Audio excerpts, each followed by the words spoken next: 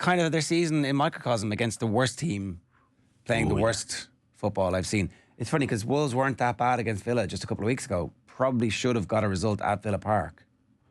And then last night they stank their joint out. Yeah. And nearly wrestled themselves back into it. I think they've given up the ghost. Like, it was any kind of once they got the knock back the second time, that was it. I don't think they ever kind of really threatened again in the second time. They were let back in, kind of forced their way back in, but it was kind of pushing an open door.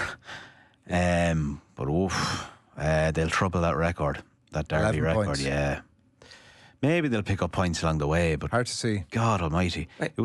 Honestly, after the Villa performance, I was like, this team are going to survive relegation.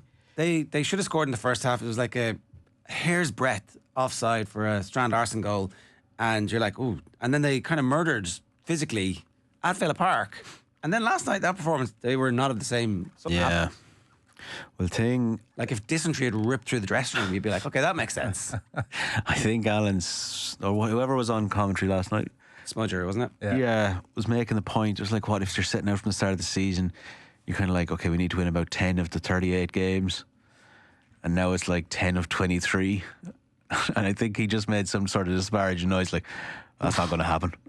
That's just like 10 of 23. So you put that, so like, you're kind of like, well, they're gone. So they're relegated. You can, it's a long future-proofing plan for next season. A right old mess was how he described them when they were only 1-0 down. Like, they were just shambolic. How they were only 1-0 down. I was going to say how it got to 1-1 at half time is definitely more of a reflection on United. When that opportunity comes around, I was legit sitting there saying, this is going to be a goal.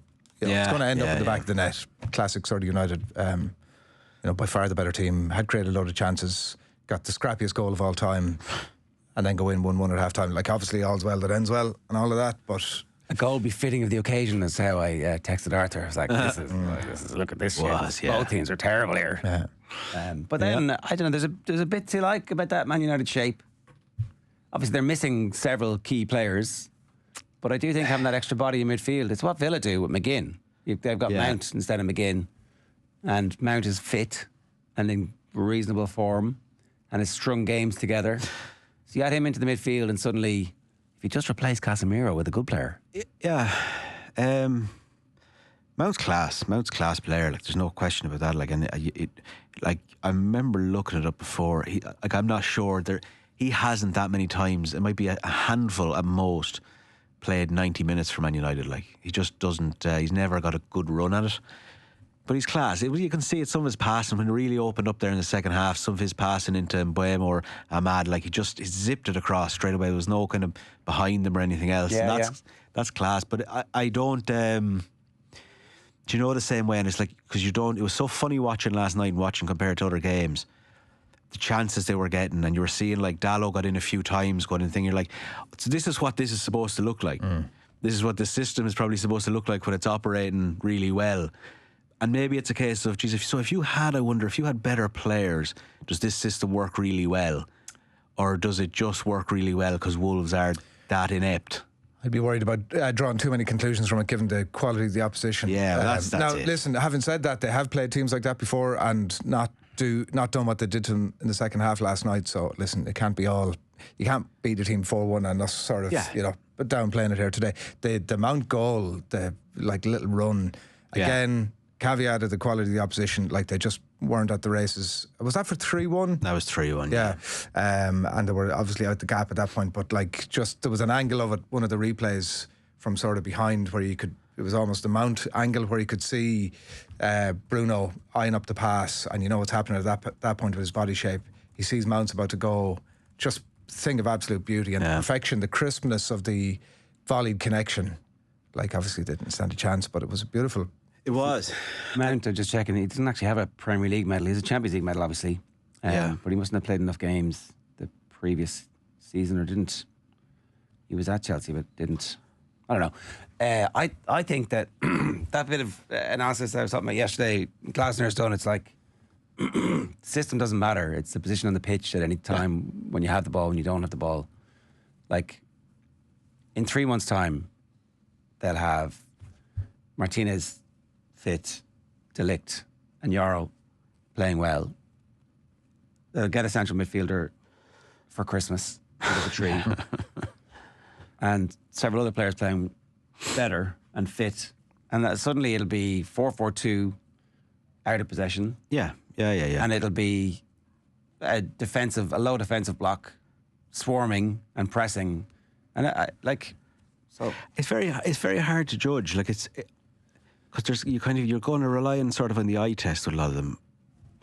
And like it's funny, it was commented last night in the coverage somewhere. I think they said over the last 9 games, so they've won defeat in the last 9 Premier League games.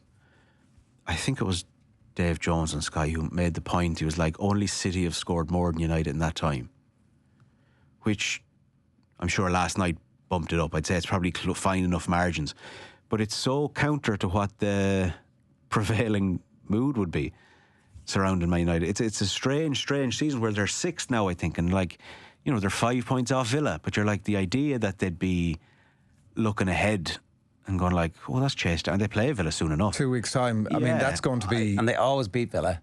And always. Bournemouth on Monday. So you're like, you know, you have a very... And they've Wolves again shortly after. They don't have, like, on paper what would be for a team looking upward would be a conceivably good run, but it just doesn't carry that at all. I know watching them, like, I wouldn't have any optimism whatsoever.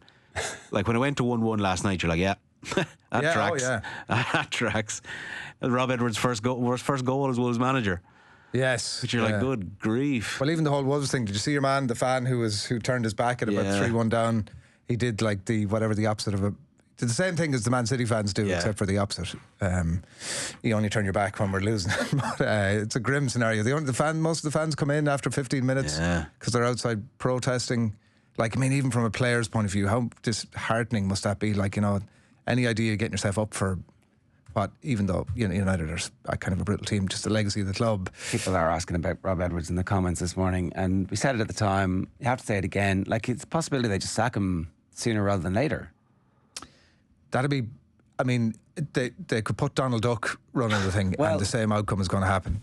Sorry, I should pick a better example. They could put, like, who's the hottest property at the minute? Ian Holloway's... no, but I mean, they could put Mikel Arteta, or they could put Pep doing the thing, and Pep might get a slightly better tune out of them, but... I think that you'd like to see them organised and committed and with a plan, and, like, they're faffing around in the first half of the first goal. Like, and even then, Man United nearly butchered it. Yeah. That doesn't happen if everybody knows what their job is, I don't think. Do you know what I don't like about Rob Edwards? He twice referenced the name of the interviewer in the post-match interview. It's a bad sign, is it? I just don't like it, Bill. I think it's passive aggressive. No, it wasn't that at all. It was whatever the opposite of that is. It was like, I'm trying to be your mate. Oh, I'm looking for a job in Sky when this is done. Chummy. Like a little bit.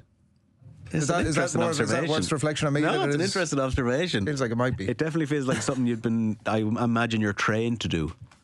There was definitely unless himself and Johnny are sort of best buds, that is a possibility. You couldn't rule that out, but it did feel like... You'd frequently hear our crew being referenced by you would, the Dingle. but I think that's... Tommy, no, that is that. You make a good point, and I actually reflect very positively on that, so... there you go. It's a small industry where you're getting interviewed. Yeah. Well, I think people are using Tommy's name because they're listening to the football pod, and there's a recognition and a respect there for him. I can't tell you Johnny's surname, but that's bad. I know it as well. I don't know. I don't remember his first surname. You know, listen, he's doing good things in his career. If he's got to the point where he's doing those post-match interviews, I'm just saying it felt a bit forced and contrived. Nearly, is what I'd say. Well, I wouldn't be terribly surprised if they did whip him out of there and end him. But surely his remit wasn't staying up. I know, but maybe. I mean, I can't imagine why he took the job if he didn't think that was going to be possible. I think because that's where the money is. That's like that's where your multi-million bonus is.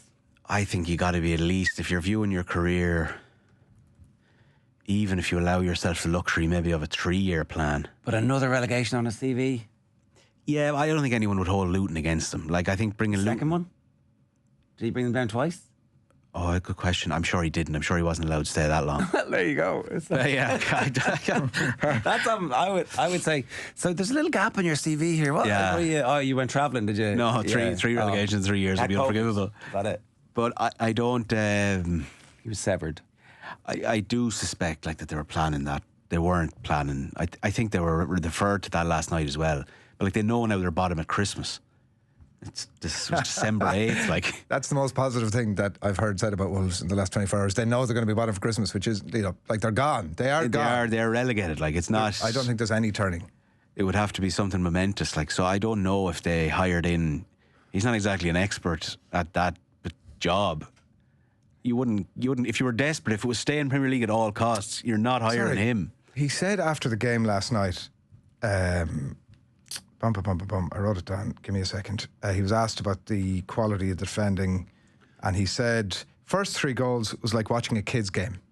Yeah. So even he knows this thing is. Well, look, he has a tiny window where he can say stuff like that and then drop 3 players and they don't come back, and, you know, get to know your squad a bit better, because you essentially tried to go with what you had and let them improve, and then you're like, okay, you're gone, you're dead to me, you're dead to me, you're dead to me. I don't know how badly they're going to be hit by AFCON, so there will be some changes coming, but some comments coming through. Wolves are awful, says Noel Cahill. No protection at all for the back 4 and playing a high line. Dermot Keenan in. I can't understand why he left Middlesbrough for that job. You can see why they only have 2 points. That was definitely the worst. And again, like, they probably do have some injuries that might be able to get them back to at least competing for 18th. Your man was a bad blow as well. Your man Bellegarde, the guy who scored the goal, losing him more or less in the movement that United scored their second, was like a bit of a double whammy, because he'd been good in the first half. Dermot Keenan, who's your daddy? Love a guest appearance from Adrian Barry. Dermot, check us in the post, my man. Yeah, okay.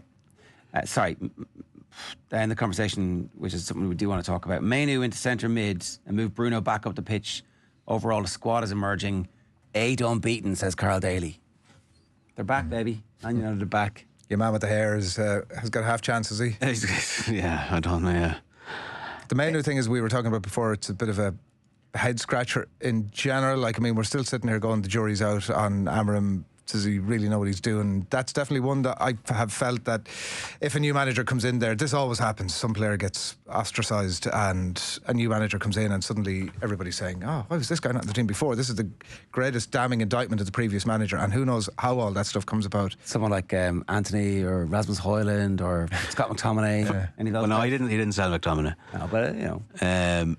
It definitely doesn't Rashford, feel like Sancho. It's not a good reflection on him that Mainoo, who was the player at the end of last season, everybody was saying, if United sell this player, this is an awful reflection of where they're at, and now he can't even get a game.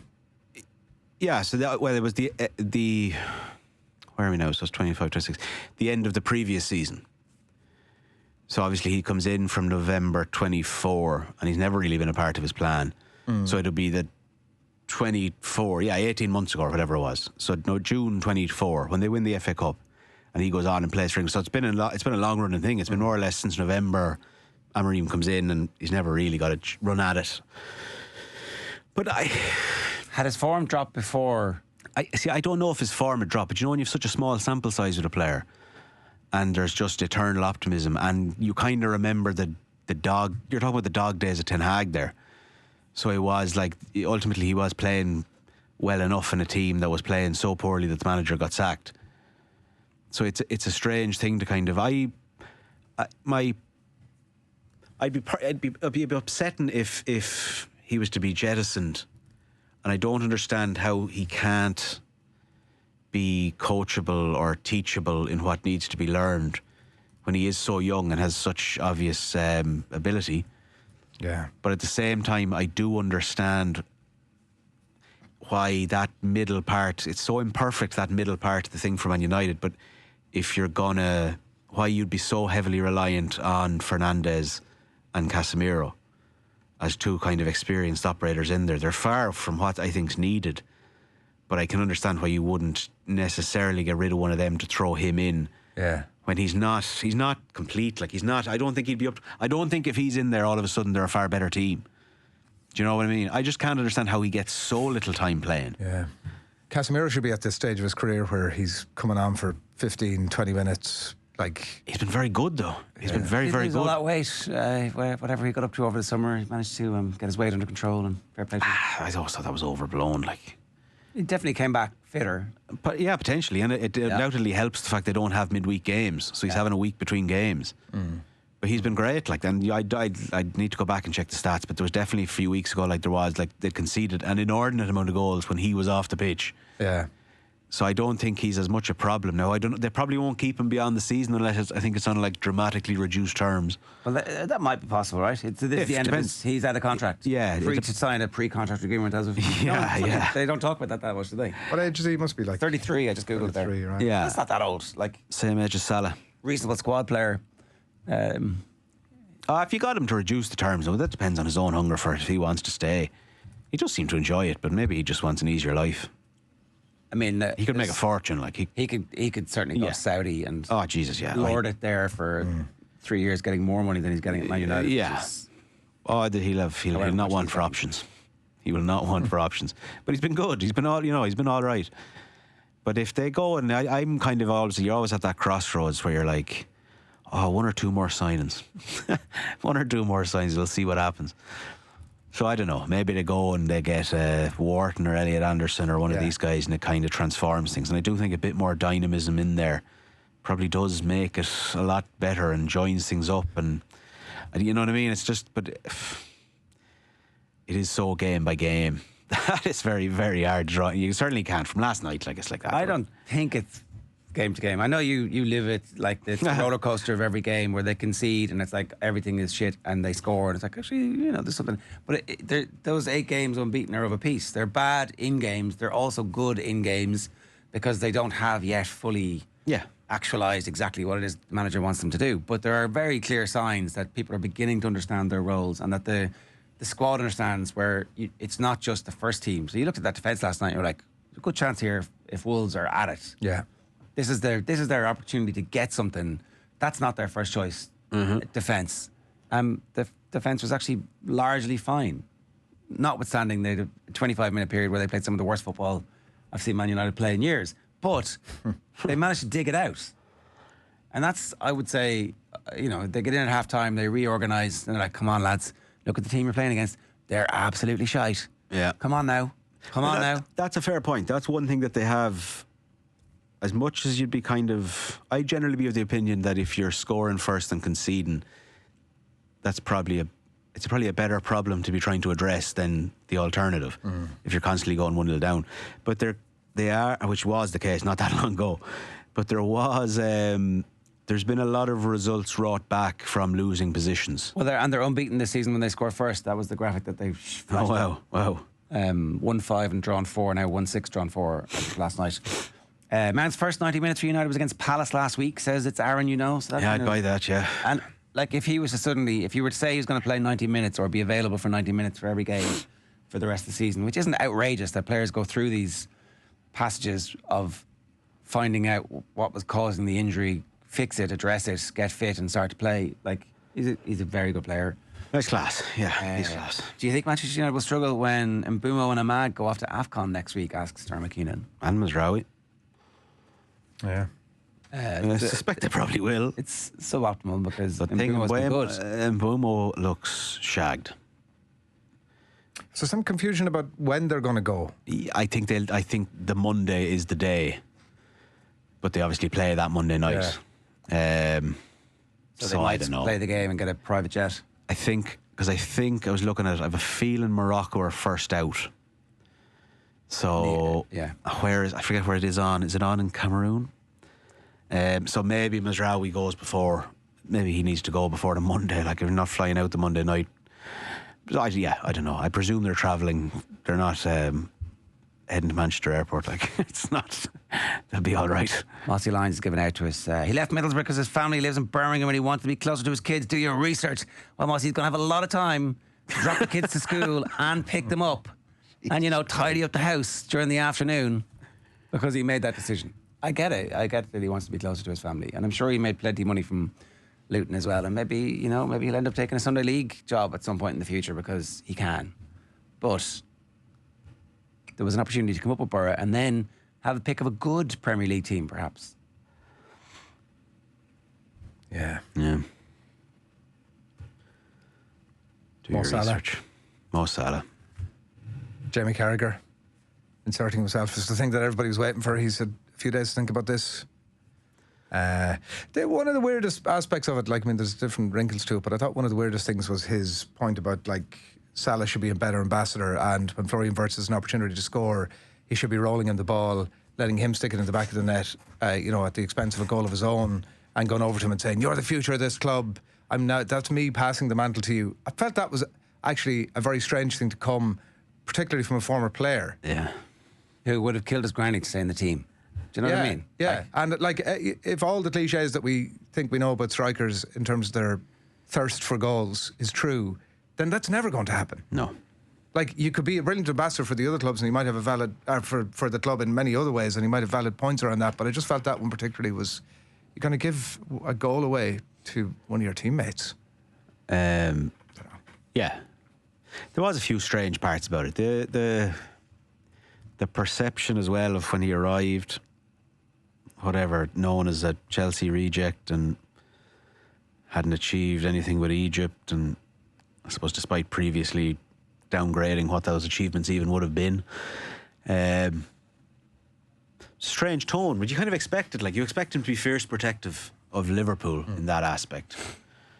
And I suppose they probably are kind of smart enough. It is like, it's so transparent how Salah has managed it and kind of decided when to launch this. And because I think it was Jonathan Wilson was writing about it. Like, I'd forgotten, like, that the last time he was in the mix zone when he was looking for the contract came after he'd scored Southampton, was it? Yeah, I think that, and they'd won. He'd scored the last minute. He scored a penalty, didn't he? And that's when he decided to do it. And this time again, that it comes on after a kind of late equaliser, poor result. And so I can kind of imagine, from if you were kind of more connected to the club than anything else, you'd be like, you'd be irritated by it. But I think he has the nub of a point that Salah should have managed this thing entirely better. Salah and his agent obviously feel very differently about this, and it's dominated the news headlines over the last few weeks, and maybe only or a few days. Maybe only time will tell as to whether this is the right move or not. Maybe he ends up going off to AFCON, and there's some solution or resolution out of it, or he gets whatever it is that he wants out of the entire thing. I do think Carricker has the nub of a point about Salah probably managing this thing an awful lot better. I just think that he's probably gone a step too far in some of the stuff he's had to say.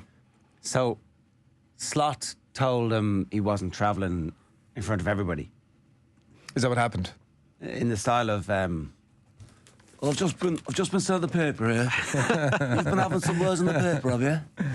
I'm like, I can't be angry about one and not the other. It's like,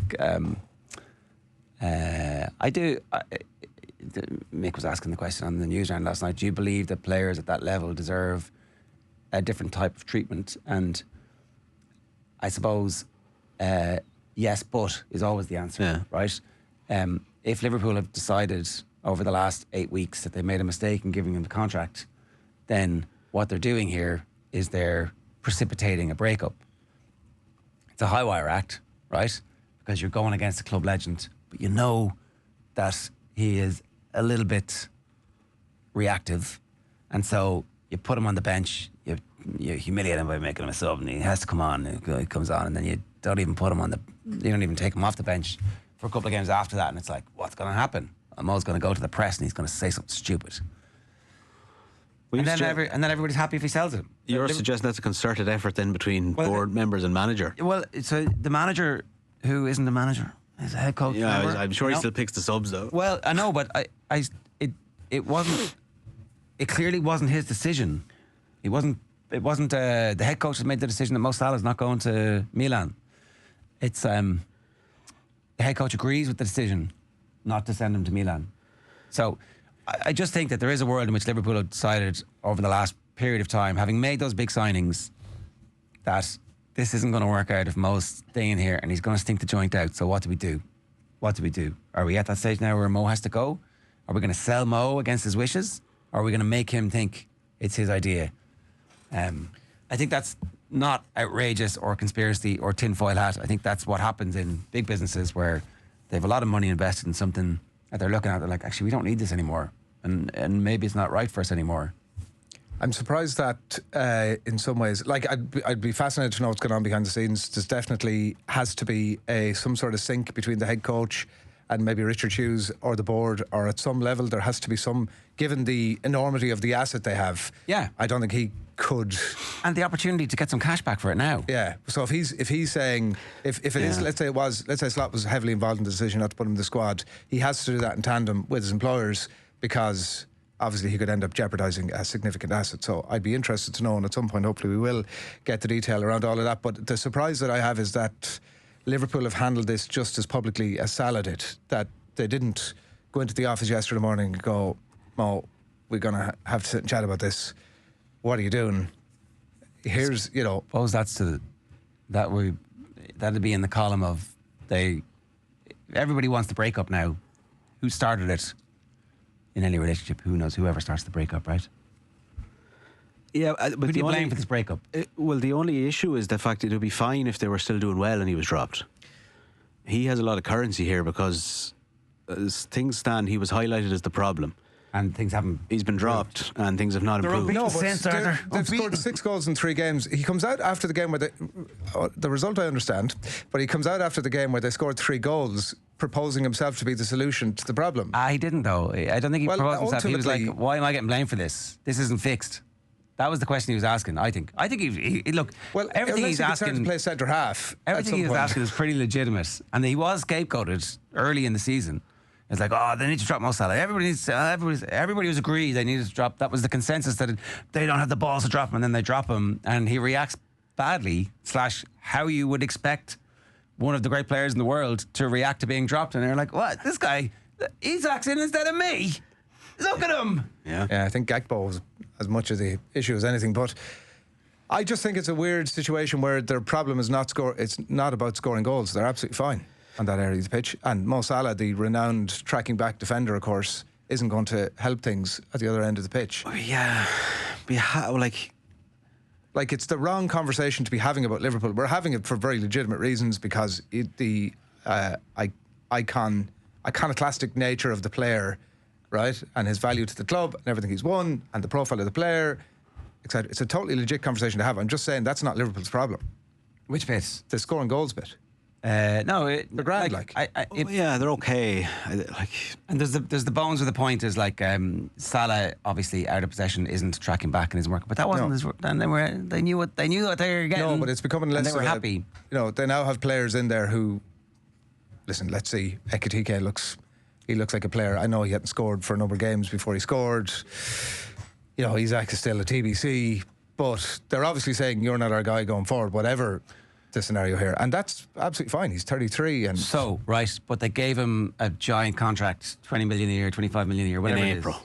Yeah, do you think that are they for 2 years, right? Yeah, and so they have a bit of buyer's remorse. Yeah, and how do you get rid of him? How do you say, okay, Mo, we want you to go now? And he's like, no, I ain't going.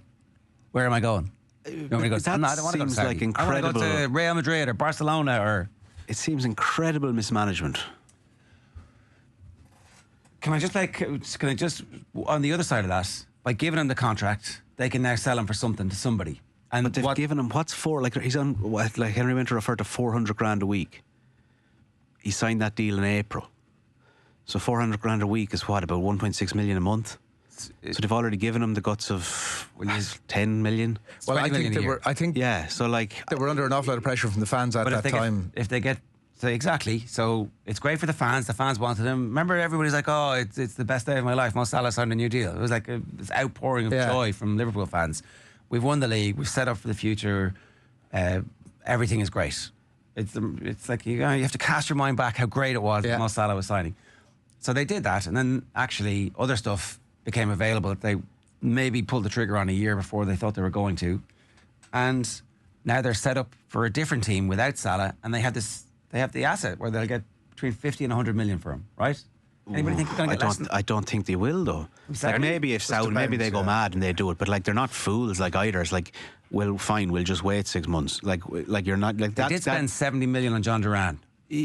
Yeah, but John Duran's like 22. I know, but I'd rather have Mo Salah in my team than John Duran. But I just say, like, I get the money back in marketing, like, much quicker off Mo Salah forever. Yeah. Mo Salah played 10 years in Saudi Arabia. I'm wary of but I think we have a strange thing with Liverpool because it's been historically so regarded with this kind of backroom team that from your point of view there, you're kind of willing to give the benefit of the doubt with anything. I just think that I think it's been a horrendous error. Well, they protected the asset and in a way that they didn't. I feel like they've overinsured it. I'm not giving them the benefit of the doubt on Trent or Konate. That's schoolboy error stuff. Sign them up or sell them. Sign them up or sell them. Now, they won the league with Trent, so you would argue that, okay, fair enough. But they didn't with Konate. They're not going to win the league this season. Maybe they win a trophy that allows them to feel okay about this season. But again, jury's out on that. What's your point that he should be the mismanagement of it is what? Like that he's not deal. Well, I think that he's not playing. The fact that you have decided in April or whenever it's decided, okay, we're going to execute that deal, and maybe they have an out thing in mind that they're always kind of like, maybe it is that we're going to do it in April 2 years, but we'll sell them within 12 months. But then at the same time, despite deciding to spend so extravagantly on other players, which are going to immediately nullify Salah's involvement, so you kind of... The sequence of that is that Isak let it be known he was willing to go on strike. I think there's a good chance that and Tata died. They had no choice but to give Salah a new contract, right? Regardless of what their plans were from going forward. Like if they knew, right, all the stats are telling us this guy's done here, and we might eke another season out of him where he plays a little bit of a bit part. They had no choice because the fans wanted it. It was. I don't know. Like I went on for what did it go on for? Sort of 6 months, or whatever it was. Yeah. And there was nobody saying don't give him a contract. But I think it's there was nobody saying that because he was playing so well. And now this season they've changed their system. He's not playing so well, but so we think the fans will be happy enough to see him go. Well, now they are because they've precipitated this outburst. Well, no, I don't think that's the way it is. I think as long as Liverpool aren't playing well, his reaction only gains more traction with supporters. Oh, you think because he's endemic? Because I think we're probably underestimating the antipathy that will be raising towards Slot. It's definitely very difficult for Slot. He needs everybody to start playing well immediately. He is on a high wire act himself. Big game tonight. Yeah, sort of. On tonight's I think they get hammered. I honestly, or if they draw 3-3, maybe he gets a pass. If there's any issue with goals tonight, obviously he looks at the bench and it's like. And honestly, that's going to be suddenly those people that you're talking about are going to start swinging the other direction. That's the way this thing works. So their fixture list to Inter away tonight, 8 o'clock. On Saturday, a 3 o'clock kickoff at Anfield. Very rare. Brighton at home. Bad game for them. Historically. No gimme. Tottenham away the following Saturday, so they have a full week of nothing. For all of if they lose that Brighton game, for all of the world to turn on them.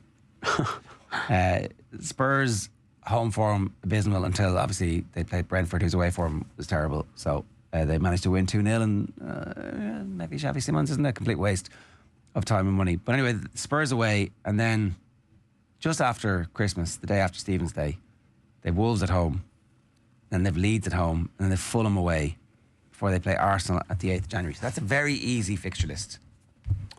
I wouldn't say it's easy. Well, it's a sweet fixture list. Wolves, Leeds at home. Oh, sorry, with that particular part, yes. Fulham away. That's like the games are coming thick and fast. Yeah, but they're easy games. Maybe. I don't think there's any easy games from at the minute, to be honest with you. We're kind of still in that reflex period where let's ask Liverpool. But when you strip all of this stuff back, Mo Salah should be getting a bit of game time. Yeah, right? I think so. All of the stuff. Yeah. So why is he not getting more game time? He's worth 15 minutes, 20 minutes at the end of a game. You could make the excuse last weekend that they'd scored enough goals. Gakpo comes off, if I'm right, comes on, if I'm right, and maybe that's the point where he could come in. But the why is probably the more malevolent aspect of it. I think he thinks that, and he might be right, that they've decided that they want to cash in at this stage, that they gave him the contract to protect the assets. It's not worked out. They took a risk. It was the right thing to do. You got to take a risk with Mo Salah, right? And no club in the world was going to let Mo Salah leave on the off chance that he had one more season. Well, listen, if he'd gone to Roma or wherever and scored a hatful of goals, we'd be all having the Rasmus Højlund Anthony conversation and saying, oh, geez, they made an absolute balls of this. Bear in mind, he was free to pick where he could have gone wherever he wanted. Yeah. Done a Henrik Larsson and go after one of the big ones. Yeah.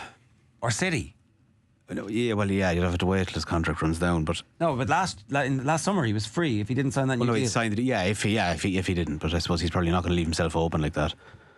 Well, that would have been like. What do you mean open? Like what? Going to City and causing no, open just in terms of like not having a deal. Not having a deal. Okay, yeah. Oh, loads of players are doing that. Sure, that's what Trent did. Well, no, because I mean, we don't know when you can negotiate with foreign clubs as early as January. Yeah. So I mean, there's probably that's. I mean, he was on the table. Yeah. Look, I don't know. Like we've seen, but like the thing I suppose that's maybe Salah's covering up is the fact that they also spent whatever money they spent on Van Dijk, and he's having, by his own standards, fairly atrocious season. Yeah, it's so a lot of these decisions that they've which made. Which is the other point. He's like, oh look, you've all pointing the finger at me. Yeah. What? Well, these guys. That's. I did think after. I don't know the relationship they had, so it could have been. It could have come across in a positive sense. But there was definitely that point after. I think one of the droppings, where Van Dijk said something about. Was it about unlimited credibility? It was definitely a pointed thing. He wasn't having a go. Yeah, he wasn't having a go or anything. But I did kind of think if I'm Salah and I'm looking at that, it's like I do not need you to tell me how good I've been. No, and credit, it's like credit runs out. Yeah, it's like okay, Val. Let's see how this plays out. Because good God, he's been poor as well, Van Dijk. So I don't know. They're at a very interesting crossroads because they've made some questionable decisions now. Yeah, and pressure is on. Yeah. I'll just run through the headlines really quickly. Slot no clue if Salah will play again, says the Telegraph, and there's a great picture of Mo Salah at training yesterday with Arne Slot in the background. Manchester United up to 6th as Fernandes hits double in Wolves thrashing. Mo goes on. Rebel Salah not on plane to Italy. Slot no clue if he's played his last game for Poole. Henry Winter was making the case that they should give him the going away at Brighton. It's difficult to pick him for the Brighton game now. I don't know if they'll. It's going to be one of those where it has to be a very public acknowledgement that this is over. I think the going away has to happen after he's gone. Like, you can't play your cards as a club. Well, surely you can have the deal done for the Saudi club today if you want. You ring them up and you say it's 80 million. You give it to us. He's yours. Away we go. And in which case then you could do it. But Bayern's Kane plan for Guehi. So Harry Kane is going to be the bait for Mark Guehi to sign. I can see that happening. Yeah. United surge up the table. Michael Olise there too. You have Michael Olise there too. Boss Slot admits Rebel Mo may never play for club again. Team Lando bang in at number 1. The Formula 1 season, anybody into? No? Not really. I watched a bit of the rest of the weekend, but I watched a bit of it too, and I was like, it's too late. If every week could be like that, you'd watch it all the time. It can't, unfortunately.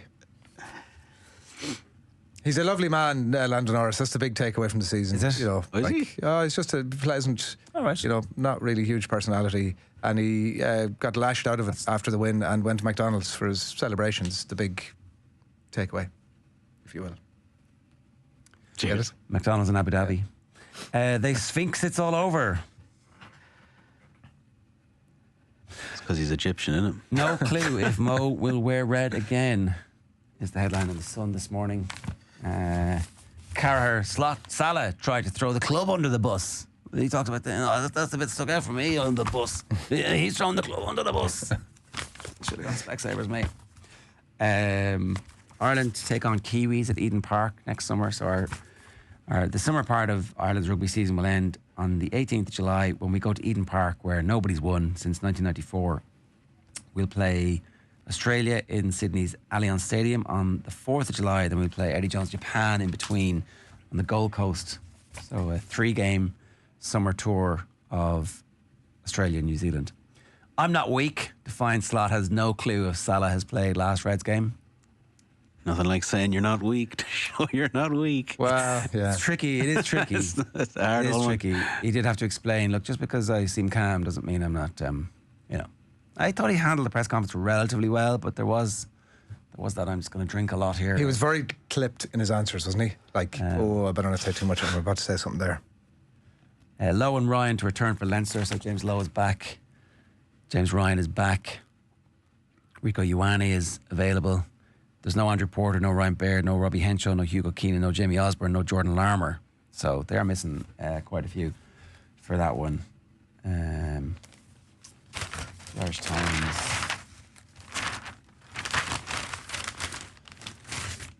French clubs rescue Champions Cup and maybe even the wider game, says Jerry Thornley this morning. And then we do the Examiner. Deegan. Bars have only themselves to blame for defeat.